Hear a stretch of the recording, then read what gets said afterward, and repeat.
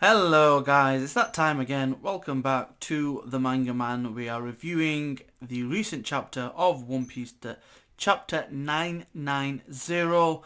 It is based on spoilers, so take the translations with a pinch of salt. And if there's any kind of differences in the translations, we will mention them in subsequent follow-up chapters. So without further ado, let's get into this review. So, chapter 990.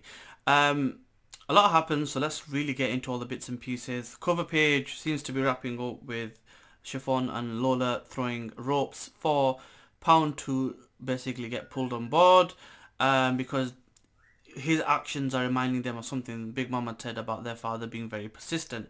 So hopefully that should wrap that up so we can kind of move on to other things.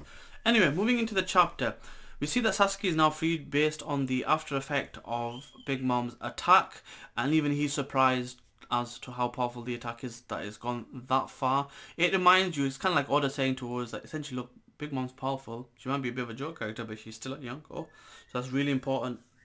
We then kind of, through Sasuke's words, see the top of the Onigashima skull, where we see what's going on with Jack. We don't really see much with Kaido. Kaido's there, but he's not really doing anything. Um, but we really see what's going on with Kaido, and it looks like Jack. Sorry, it looks like Jack's forces are taking a bit of a beating, but then Jack is coming back. Jack is taking damage, so of the Sulong minks that are fighting against Jack's forces, Jack's getting pushed back. There's an important thing to bear in mind with this as well, is this whole time Jack isn't in his hybrid form, and as far as I'm aware, the hybrid form is the best form for these types of devil fruit users. So hopefully we will see that, especially because what happens next. So we see that Jack is starting to fight back, and Kinemon thinking of jumping in, and then he gets stopped by Urashi and Nekomamushi in their Sulong forms, but it's more of an outline silhouette type of thing. There's two things to take from this. Number one, they are in control. So it's not like Peckhams who loses control and goes wild. So they are in control so that they recognize their allies, but they're hella huge. And this is something that's kind of intimidated Jack a little bit, which is why I think he's going to kind of push into his hybrid form very soon, if not in the next chapter and possibly the chapter after.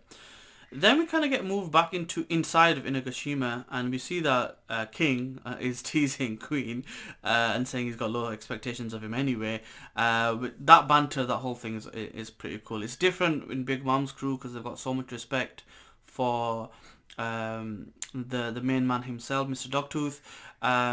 But this is different, and I like the way they tease, and especially how they tease Jack. That being said, the whole kind of challenge to basically find Yamato, and basically so they can challenge an all-star has been cancelled, and they're all told to kind of help out to make sure nobody can attack or go to the roof to attack Kaido.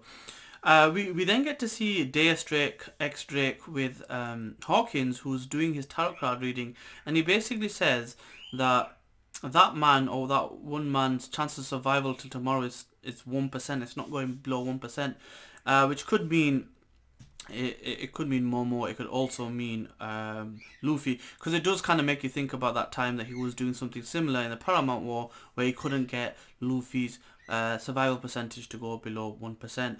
This is interrupted by who asked for X-Drake's help, to say, look, I need help with killing that one person, and we find more about this later on.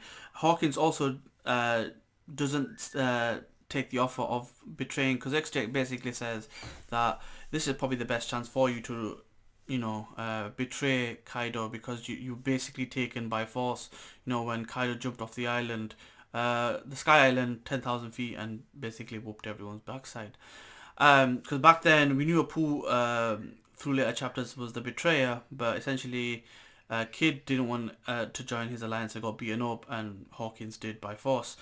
So that being said, we move on, and we see what else is going on. We see that people are fighting the numbers. Zoro cuts one of the numbers weapons, and Jinbei catches it, which is kind of funny because it shows their strength, but it also shows growth, which is important. And it's also to bear in mind at this point, they're also talking and referring back to Thriller Bark when Luffy goes gear fourth, and he basically takes out a number. He's essentially saying, look, even in the wordings, yeah, we might have struggled before, and all of us had to fight him, Oz's corpse, together, but we're a lot stronger now, and he is able to defeat him by himself. There's other little tidbits that are going on that's important to bear in mind as well. Fukoroukujo turns away from the fight, and he kind of goes in a different direction. And the leader of the samurai that are on Kaido's side, Hyote, notices this. Where this will go is interesting, because is he going to carry on the actions? Is he going to, get Raizo or Shinobu or Momo? We don't know. This would also lead to a more of a revelation, because a lot of people are thinking that it's very easy for Orochi just to get killed like that, and for him to be made such a big deal of in the first place, it's a bit weird that he just got killed off so easily. So it's quite possible that he's going to get the real Orochi, because Orochi is meant to have multiple heads, and it could be like a clone as part of his ability. We don't know, but that's a nice little tidbit breadcrumb that could come back in the next couple of chapters. We then see what happens with the outcome of the old X-Drake situation. We see that X-Drake is basically battered and he's gonna get killed, and it turns out the person that Queen and Who's Who wanted to kill was X-Drake all along. We assumed, because when I was reading the spoilers before, in terms of just some wording summary that they've done, they didn't mention what was going on, but it's made clear that they don't know that he's with the swords. They want to find out. They go, are you with an organization? What's going on? What are you really after? And X-Drake's basically like, crap, I'm going to die now, what do I do? So he bolts, he runs, he turns hyperform, he starts running, and he remembers what Kobe said about Luffy being incredible. And when Luffy's taking down one of the numbers, there's another number that looks like he's going to attack Luffy from behind. They're like, wait, there's another one. And X-Ray comes in and does an attack. What I liked about the attack is he calls it Caliber, and he uses his Deus or Excalibur. So I like the idea that they've thrown that in there for one of his moves. So all this craziness is going on, and we see what's going on with Ulti and Page 1 and their silliness. So there's a lot of different breadcrumbs. Now the reason why they essentially went after Drake is they suspected him for being the one that freed Law, which pretty much we all assumed based on the footprint of the shoe. But now it's kind of come to fruition that even they know about it. And the fact that that's the reason why they're attacking. For one thing, they're like, okay, we know you're not with us, who are you with? And they don't get to find out just yet. Nobody really knows this. But the fact that he's now appealing to Luffy at the end of the chapter, and Luffy's like, it was kind of funny because he said, look, I'm a lone soldier, I'm a lone force in this war. Can you help me? Which then ultimately makes Luffy's forces stronger, because they've now got one more supernova on their side. So bearing in mind, if you look at all the supernovas that are there, you've got Law, you got Luffy, you got Zoro. So we already knew these people were on the good team. They're all pirates, they're all meant to be bad, really. Then we've also got Killer and Kid. So they're obviously joined forces to take down Kaido because of what he did to them.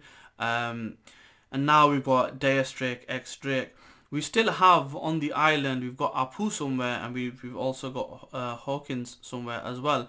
The fact that Hawkins specifically mentioned that there's still 1% may be a breadcrumb for him to do something later on, but at the moment he's still with Kaido's forces, and it remains to be seen what he's going to do next. That being said, no chapter next week, so we get a little bit of a time to think about it. I'm all for the breaks, as long as we get our chapters in. When we can get them in, I'm all for it. Take your time, order, rest well, and hopefully we will see you next time. So without further ado, I'm going to see you later. Peace.